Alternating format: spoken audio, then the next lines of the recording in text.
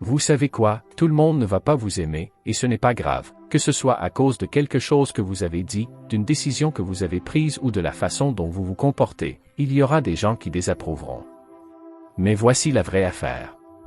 Être détesté ne signifie pas que vous faites quelque chose de mal. En fait, cela peut être un signe que vous défendez quelque chose, que vous vivez avec un but et que vous ne vous contentez pas de vous fondre dans la foule. Prenez un moment pour y réfléchir. Chaque fois que vous choisissez, exprimez une opinion ou poursuivez un objectif, vous ne manquerez pas de froisser quelques plumes. Cela fait partie de l'être humain. Mais que se passerait-il si je vous disais qu'apprendre à accepter et même à accepter d'être détesté pourrait être votre super pouvoir? Aujourd'hui, nous plongeons dans un sujet qui nous touche tous, comment acquérir le pouvoir d'accepter d'être détesté par les autres.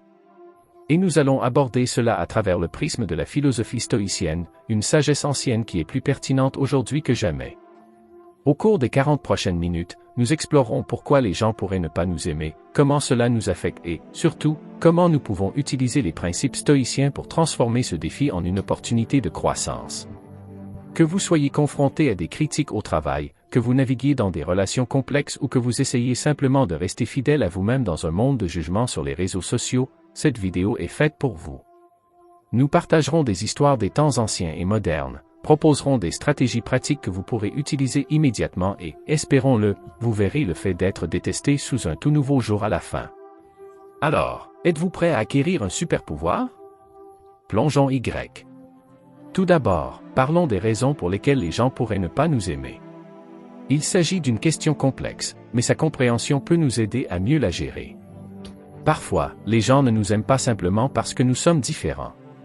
Peut-être avez-vous un choix de carrière non conventionnel ou votre style de vie ne correspond pas à la norme dans votre communauté. Vous vous souvenez quand Steve Jobs a abandonné l'université pour poursuivre sa passion pour la technologie? Beaucoup de gens, y compris ses propres parents, ne comprenaient pas ou n'approuvaient pas son choix. Mais sa volonté d'être différent a changé le monde. D'autres fois, c'est parce que nous avons pris une décision qui affecte les autres. Les managers sont souvent confrontés à cela lorsqu'ils doivent prendre des décisions difficiles pour le bien de l'entreprise. Imaginez devoir choisir entre licencier quelques employés ou risquer l'avenir de toute l'entreprise. Peu importe ce que vous décidez, quelqu'un est forcément malheureux. Parfois, il ne s'agit même pas de nous du tout. L'aversion des gens peut provenir de leurs propres insécurités, jalousie ou malentendus. Avez-vous déjà rencontré quelqu'un qui semblait ne pas vous aimer dès le départ avant même que vous n'ayez eu la chance de lui dire bonjour? Il s'agit souvent plus d'eux que de vous. Maintenant, parlons de la façon dont le fait d'être détesté nous affecte. En tant que créatures sociales, nous sommes câblés pour rechercher l'approbation. Lorsque nous nous sentons détestés, cela peut nous frapper durement. Cela peut nous faire douter de nous-mêmes, nous sentir anxieux ou même vouloir changer qui nous sommes juste pour nous intégrer. Pensez au lycée. Vous vous souvenez de ce que vous ressentiez quand les enfants cool ne vous aimaient pas. Ce creux dans l'estomac, l'inquiétude constante de ce que les autres pensaient, était épuisant, n'est-ce pas? Ce qui est pire pour beaucoup d'entre nous, c'est que ces sentiments ne disparaissent pas complètement à l'âge adulte. Nous apprenons simplement à mieux les cacher. Le fait de ne pas être aimé peut avoir un impact sur notre estime de soi, notre volonté de prendre des risques et notre santé physique. Des études ont montré que le rejet social peut activer les mêmes zones du cerveau que la douleur physique. C'est vrai, être détesté peut littéralement blesser. Mais tout n'est pas sombre. L'impact d'être détesté dépend également de la façon dont nous y réagissons. Et c'est là que les choses deviennent intéressantes. Les réactions courantes au fait d'être détesté se répartissent en quelques catégories. Certains d'entre nous pourraient essayer de se changer pour plaire aux autres. Nous pouvons atténuer notre personnalité, cacher nos vraies opinions ou abandonner des rêves que les autres n'approuvent pas. C'est comme porter un masque, toujours essayer d'être ce que nous pensons que les autres veulent que nous soyons. D'autres peuvent prendre le chemin inverse et devenir défensifs ou agressifs. Ils pourraient s'en prendre à ceux qui ne les aiment pas, en essayant de leur faire du mal en retour. C'est l'approche « tu ne peux pas me virer, j'abandonne » des interactions sociales. Et puis il y a ceux qui se retirent. Ils peuvent éviter les situations sociales, cesser de partager leurs idées ou abandonner complètement la formation de relations étroites. C'est une façon de se protéger, mais cela peut conduire à la solitude et à des occasions manquées. Mais il y a une autre façon de réagir, en transformant le fait d'être détesté d'une faiblesse en une force. Et c'est là qu'intervient le stoïcisme. Le stoïcisme est une philosophie grecque ancienne qui aide les gens à relever les défis de la vie depuis plus de 2000 ans. À la base, le stoïcisme consiste à se concentrer sur ce que nous pouvons contrôler et à accepter ce que nous ne pouvons pas. Il ne s'agit pas de réprimer les émotions, mais de les comprendre et de choisir comment y répondre. Lorsqu'il s'agit de gérer l'aversion, le stoïcisme offre une perspective puissante. Les stoïciens nous ont enseigné que nous ne pouvons pas contrôler ce que les autres pensent de nous, mais que nous pouvons contrôler nos pensées et nos actions. Ils croyaient que le vrai bonheur ne vient pas de l'approbation extérieure, mais de vivre selon nos valeurs et de faire ce que nous croyons être juste. Pensez un instant. Et si votre valeur n'était pas déterminée par le nombre de personnes qui vous aiment, mais par votre fidélité à vos principes? Et si la critique n'était plus quelque chose à craindre, mais une occasion de s'examiner et de devenir plus fort? L'un des principes stoïciens clés pertinents pour notre sujet est l'idée d'inconfort volontaire. Les stoïciens croyaient qu'il fallait se mettre délibérément dans des situations inconfortables pour développer leur résilience. Dans notre contexte, cela pourrait signifier être d'accord avec l'inconfort d'être détesté, sachant que cela vous rend plus fort et plus fidèle à vous-même. Un autre concept stoïcien important est la dichotomie du contrôle. Cela signifie faire clairement la distinction entre ce que nous pouvons contrôler nos pensées, nos actions et nos réactions et ce que nous ne pouvons pas les opinions des autres, les événements extérieurs. En concentrant notre énergie sur ce que nous pouvons contrôler, nous nous libérons de la tyrannie de la recherche constante de l'approbation. Les stoïciens mettaient également l'accent sur l'importance de l'introspection. Ils croyaient qu'il fallait examiner régulièrement nos pensées et nos actions pour s'assurer que nous vivons selon nos valeurs.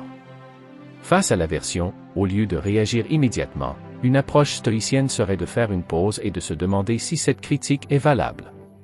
Est-ce que cela correspond à mes valeurs? Comment puis-je utiliser cela comme une occasion de m'améliorer? Regardons un exemple concret du stoïcisme en action. Considérez Marc Aurèle, l'empereur romain qui était également un philosophe stoïcien renommé. Bien qu'il soit l'un des hommes les plus puissants du monde, il a été confronté à des critiques et à des défis constants. Dans ses écrits personnels, publiés plus tard sous le titre de Méditation, il se rappelait souvent de ne pas se laisser déranger par les opinions des autres. Il a écrit « Si quelqu'un est capable de me montrer que ce que je pense ou ce que je fais n'est pas juste, je changerai avec joie car je cherche la vérité par laquelle personne n'a jamais été vraiment blessé. » C'est la personne qui continue dans son auto-tromperie et son ignorance qui est blessée. Cette attitude a permis à Marcus de diriger efficacement, de prendre des décisions difficiles et de rester fidèle à ses principes même lorsqu'il était confronté à la désapprobation. Il n'ignorait pas les critiques, mais ne les laissait pas non plus le contrôler. Au lieu de cela, il l'a utilisé comme un outil d'amélioration personnelle et est resté concentré sur ce qu'il croyait être juste. Alors, comment pouvons-nous appliquer ces principes stoïciens à nos propres vies? Comment pouvons-nous acquérir le pouvoir d'accepter d'être détestés? C'est ce que nous allons explorer dans la suite de cette vidéo. Nous examinerons des stratégies pratiques pour recadrer l'aversion, renforcer la résilience et utiliser la critique pour la croissance. N'oubliez pas que le but n'est pas de devenir immunisé contre le sentiment d'être détesté. Il s'agit d'apprendre à naviguer dans ces sentiments d'une manière qui nous rend plus forts, plus authentiques et, en fin de compte, plus en paix avec nous-mêmes. Parce qu'en fin de compte, l'opinion la plus importante à votre sujet est la vôtre. Restez avec nous alors que nous plongeons plus profondément dans ce voyage de découverte de soi et d'autonomisation. Vous êtes sur le point d'apprendre un super pouvoir qui vous servira pour le reste de votre vie. Maintenant que nous avons jeté les bases, plongeons plus profondément dans le pouvoir de l'acceptation. Pourquoi est-il si primordial d'accepter l'aversion? Eh bien, c'est simple. Vous ne pouvez pas contrôler ce que les autres pensent de vous, mais vous pouvez contrôler la façon dont vous y réagissez. Pensez Y. Combien d'énergie avez-vous dépensé à essayer de faire en sorte que tout le monde vous aime? Combien de fois vous êtes-vous mis en quatre pour essayer de plaire à tout le monde? C'est épuisant, n'est-ce pas? Et le problème, c'est que cela ne fonctionne jamais vraiment. Il y aura toujours quelqu'un qui n'approuvera pas. Accepter l'aversion vous libère de cette poursuite sans fin. Cela vous permet de vous concentrer sur ce qui compte vraiment, de vivre selon vos valeurs, de poursuivre vos objectifs et d'être fidèle à vous-même. Lorsque vous acceptez que tout le monde ne vous aimera pas, vous vous autorisez à être authentique. Mais c'est là que beaucoup de gens se retrouvent coincés. Ils confondent l'acceptation et l'approbation. Soyons clairs. Accepter l'aversion ne signifie pas que vous l'appréciez ou que vous pensez qu'il est normal que les gens vous traitent mal. Cela signifie simplement que vous reconnaissez la réalité de la situation sans la laisser vous contrôler. Imaginez que vous faites une présentation au travail. Vous vous êtes bien préparé, mais vous pouvez voir un collègue au dernier rang, les bras croisés, ne croyant clairement pas à ce que vous dites. L'acceptation signifie reconnaître que cette personne n'est pas d'accord avec moi et continuer votre présentation. Cela ne signifie pas que vous devez aimer leur attitude ou changer d'approche pour les convaincre. Voyons comment une ancienne figure stoïcienne a traité la critique. Considérez l'histoire de Caton le Jeune, un homme d'État romain connu pour son intégrité morale. Caton a souvent fait l'objet de critiques sévères pour ses principes inébranlables à une époque de corruption politique.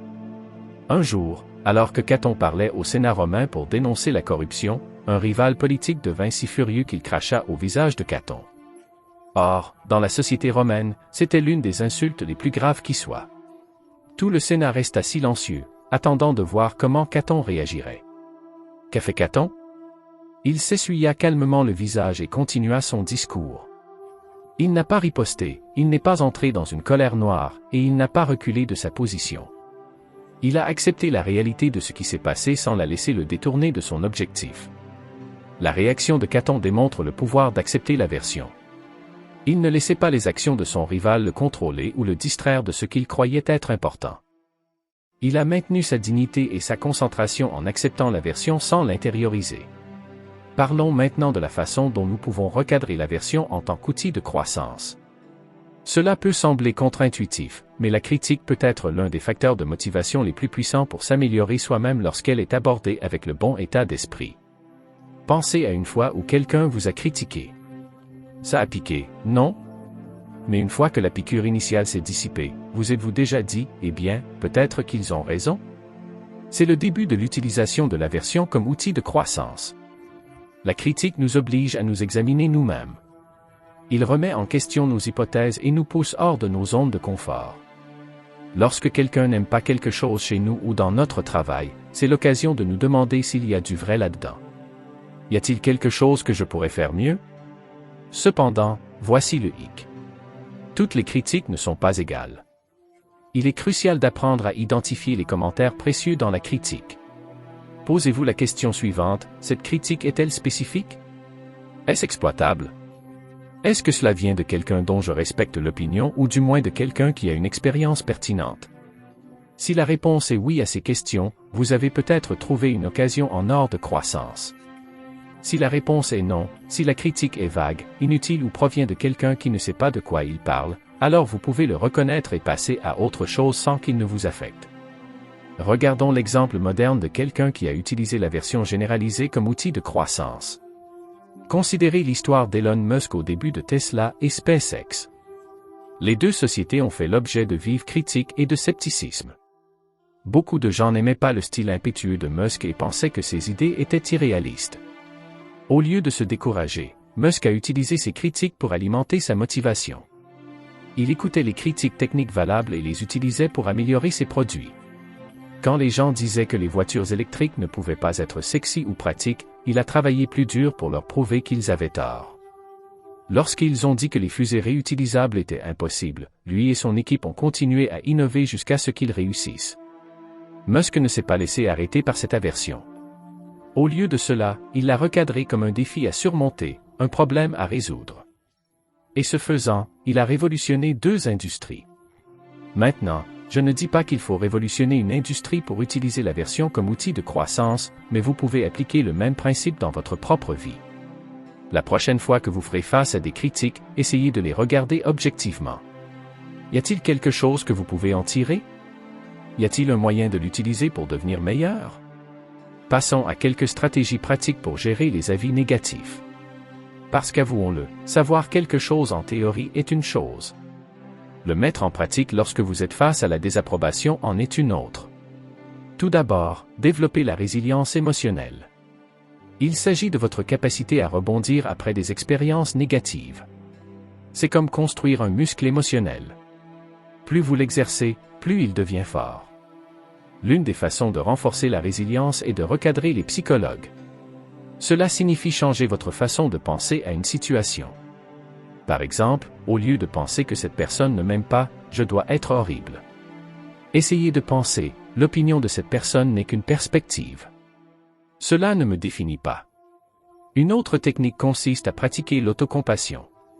Souvent, quand les gens ne nous aiment pas, nous devenons nos propres critiques les plus sévères. Mais que se passerait-il si vous vous traitiez avec la même gentillesse que vous montreriez à un bon ami au lieu de vous en vouloir? Dites-vous, c'est une situation difficile, mais je fais de mon mieux. Je vais m'en sortir. Ensuite, parlons de l'établissement et du maintien de limites personnelles. Les limites sont les limites que vous fixez à la façon dont les autres peuvent vous traiter. Ils sont essentiels pour maintenir votre respect de soi et réduire l'impact des opinions négatives des autres. Fixer des limites signifie dire non aux demandes déraisonnables, s'exprimer lorsque quelqu'un vous traite de manière irrespectueuse ou décider du niveau de critique avec lequel vous voulez vous engager. N'oubliez pas que vous n'êtes pas obligé d'assister à chaque plaidoirie à laquelle vous êtes invité. Par exemple, supposons qu'un collègue critique constamment votre travail de manière non constructive. Dans ce cas, une limite pourrait être de dire « Je suis ouvert à des commentaires spécifiques et exploitables, mais les commentaires négatifs généraux ne sont pas utiles. » Pouvons-nous nous concentrer sur des suggestions concrètes d'amélioration? La pratique de la pleine conscience et de l'autoréflexion est une autre stratégie puissante.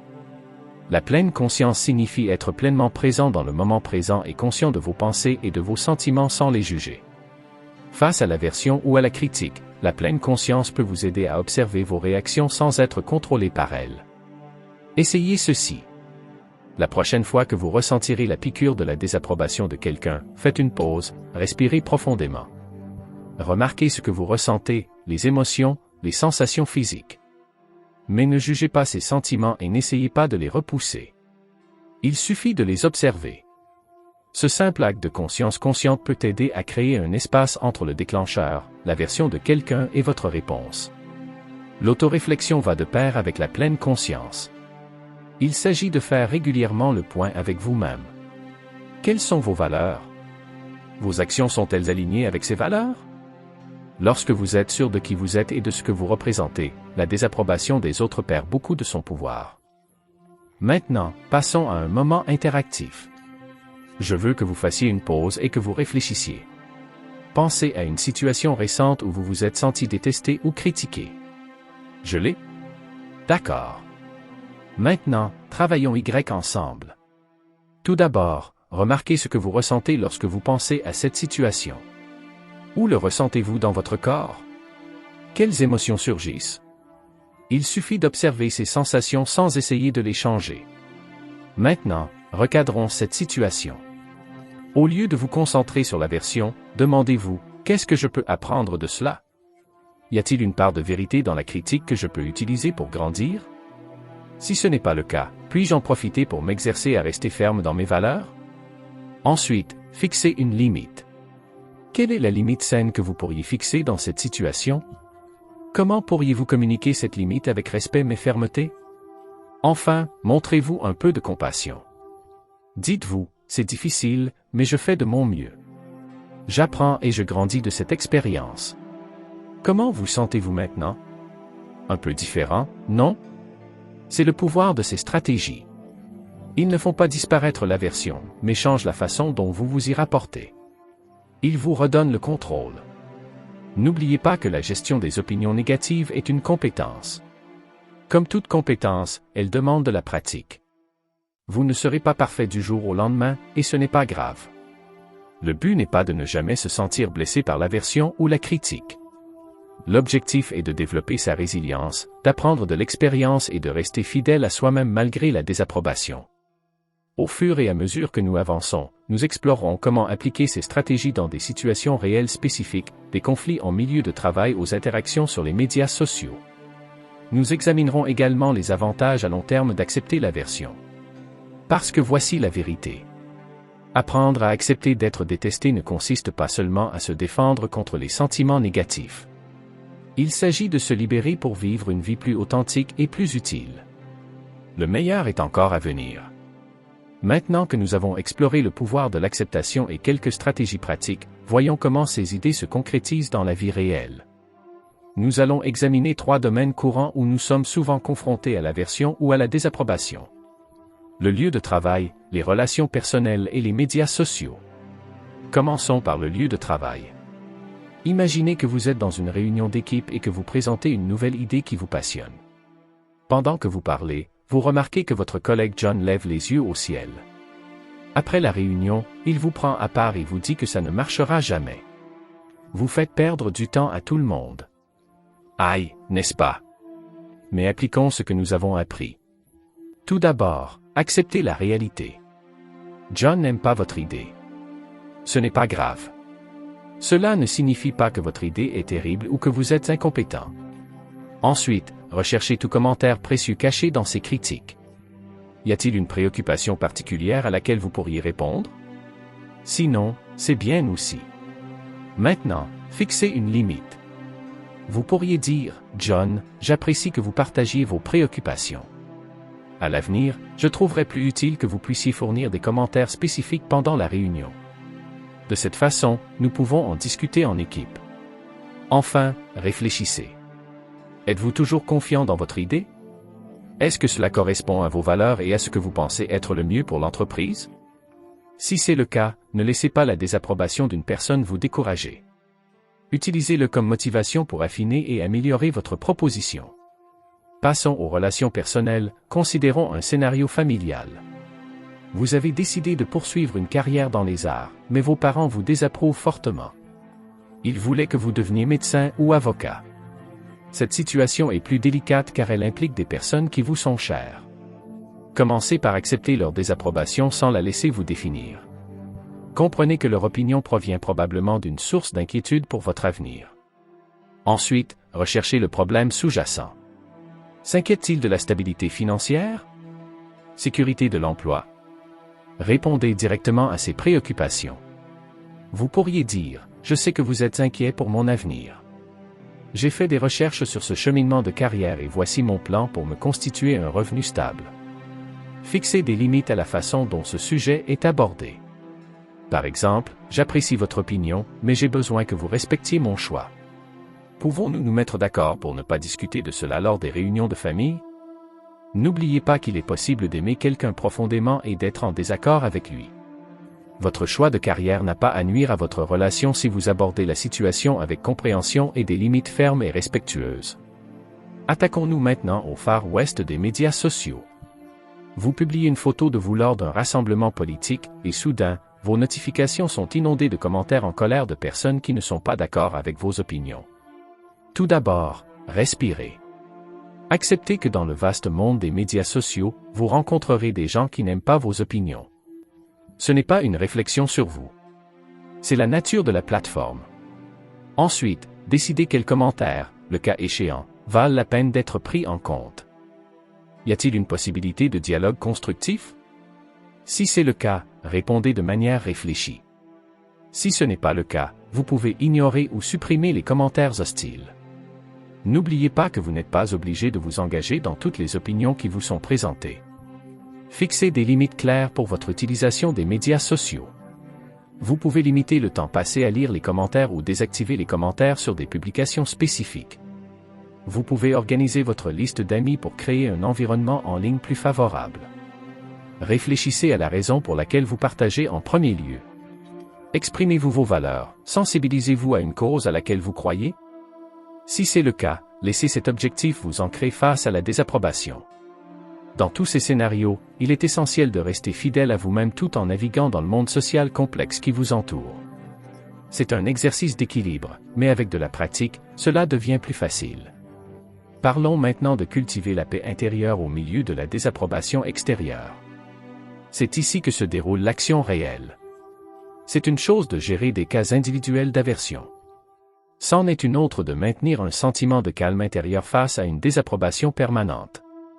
La première étape consiste à vous concentrer sur vos valeurs personnelles et votre intégrité. Que représentez-vous? Quels principes guident votre vie? Lorsque vous êtes clair sur vos valeurs, les opinions extérieures ont moins de pouvoir pour vous ébranler. Considérez vos valeurs comme une boussole interne. Face à la désapprobation, vérifiez votre boussole. Agissez-vous en accord avec vos valeurs? Si oui, alors vous pouvez vous sentir en sécurité dans vos choix, peu importe ce que les autres pensent. Par exemple, si l'une de vos valeurs fondamentales est l'honnêteté et que vous recevez des critiques pour avoir dit une vérité impopulaire, vous pouvez trouver la paix en sachant que vous avez agi avec intégrité. La désapprobation peut encore piquer, mais elle ne vous dévastera pas. La construction d'un réseau de soutien est un autre aspect crucial de la culture de la paix intérieure. Entourez-vous de personnes qui vous élèvent et qui vous apprécient pour ce que vous êtes. Il ne s'agit pas de créer une chambre d'écho où tout le monde est d'accord avec vous. Au lieu de cela, recherchez des personnes qui peuvent être en désaccord avec vous avec respect et vous mettre au défi de grandir tout en soutenant votre valeur fondamentale. Votre réseau de soutien peut être un havre de paix dans les mers houleuses de la désapprobation. Vous pouvez vous tourner vers ces personnes lorsque vous avez besoin d'être rassuré, qui peuvent vous rappeler vos forces lorsque les autres se concentrent sur les faiblesses perçues. Permettez-moi de partager un conte philosophique oriental sur la paix intérieure. Il y a une histoire zen à propos d'un moine qui était réputé pour son calme intérieur. Un jour, un guerrier vint le défier, lui lançant des insultes et essayant de provoquer le moine dans une bagarre. Le moine écouta calmement, puis demanda, « Si quelqu'un vous offre un cadeau et que vous refusez de l'accepter, à qui appartient ce cadeau ?» Le guerrier, confus, répondit, « Le donneur, je suppose. » Le moine a souri et a dit, « Exactement. Et il en est de même pour vos insultes et votre colère. Je choisis de ne pas les accepter. Ils restent les vôtres. » Cette histoire illustre magnifiquement le pouvoir de choisir nos réactions. La paix intérieure du moine ne dépendait pas de l'approbation du guerrier. Il a reconnu qu'il avait le contrôle sur ses réponses, et non sur les actions du guerrier. Nous pouvons appliquer cette sagesse dans notre propre vie. Lorsque nous sommes confrontés à l'aversion ou à la désapprobation, nous pouvons choisir de l'accepter ou non dans notre monde intérieur. Cela ne signifie pas ignorer les critiques valables ou ne jamais se sentir blessé. Cela signifie reconnaître que nous avons le pouvoir de décider à quel point nous laissons les opinions des autres nous affecter. Cultiver cette paix intérieure est le voyage de toute une vie. Il ne s'agit pas d'atteindre un état où rien ne vous dérange jamais. Il s'agit de développer la capacité de revenir à votre centre, à votre calme intérieur, même lorsque le monde autour de vous est chaotique. Voyons maintenant les avantages à long terme d'accepter l'aversion. Car ne vous y trompez pas, apprendre à accepter d'être détesté n'est pas seulement une question de défense.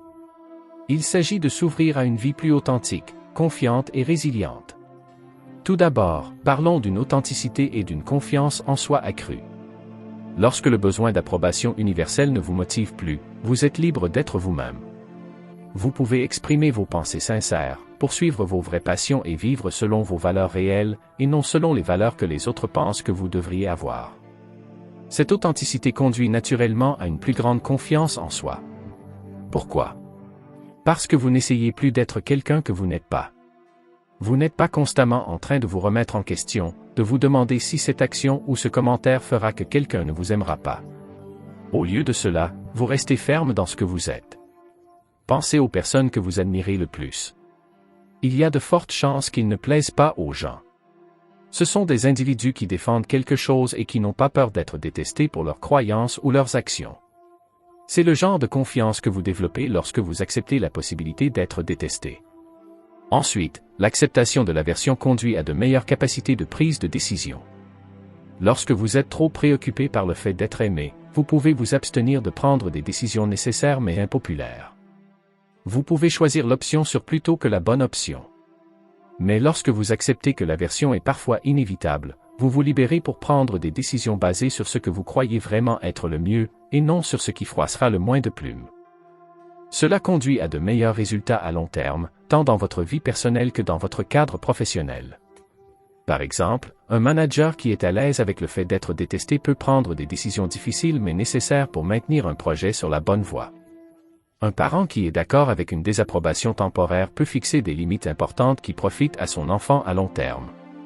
Enfin, le fait d'accepter l'aversion renforce votre résilience face à l'adversité. Chaque fois que vous tenez bon face à la désapprobation, vous développez une force émotionnelle.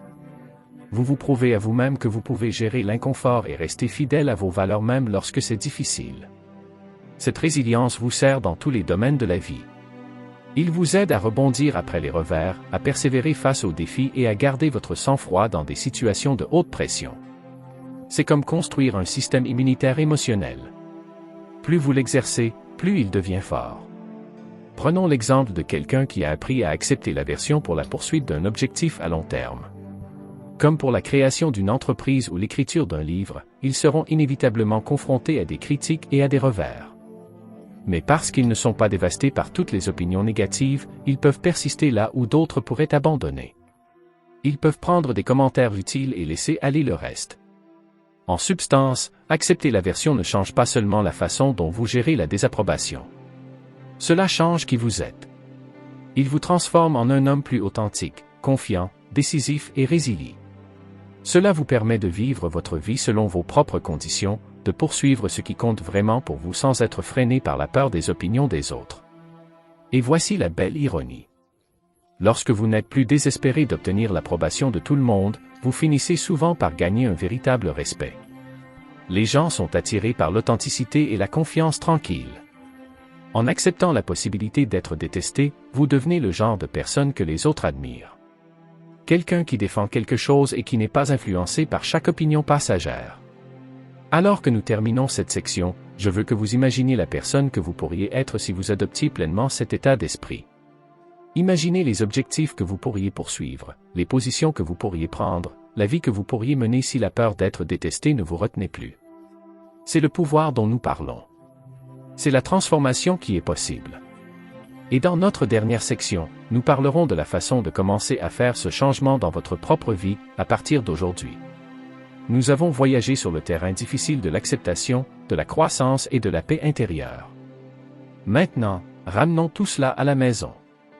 N'oubliez pas, comme l'a dit le grand philosophe romain Épictète, ce n'est pas ce qui vous arrive, mais comment vous y réagissez qui compte.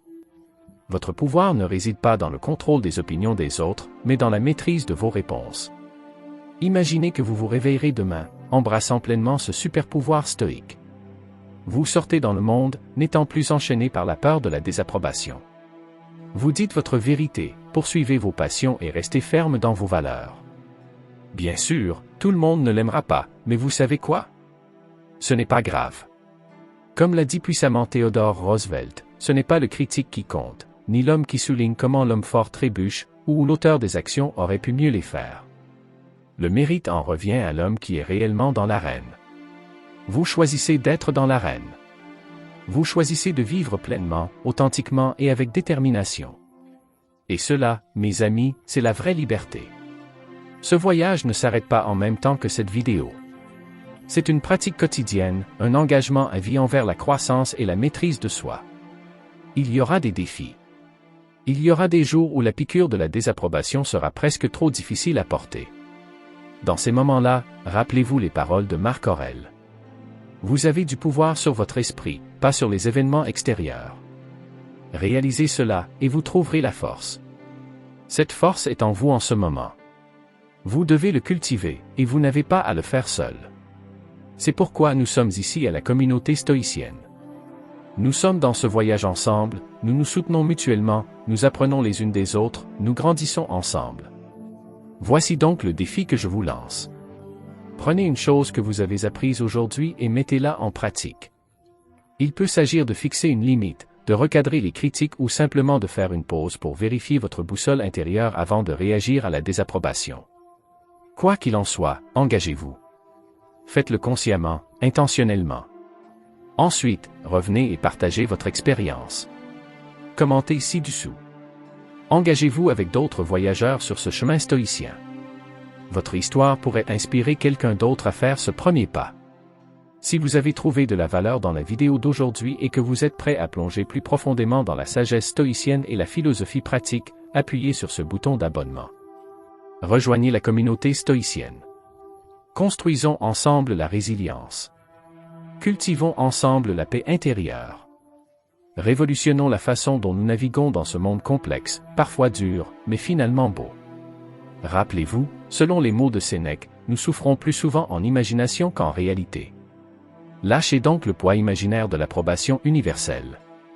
Embrassez le pouvoir libérateur d'accepter que vous pourriez être détesté. Et ce faisant, entrez dans la version la plus complète et la plus authentique de vous-même. C'est là que réside le vrai pouvoir. C'est là que la vraie vie commence. Merci de vous joindre à moi aujourd'hui. Restez stoïque. Restez fort. Et je vous verrai dans la prochaine vidéo.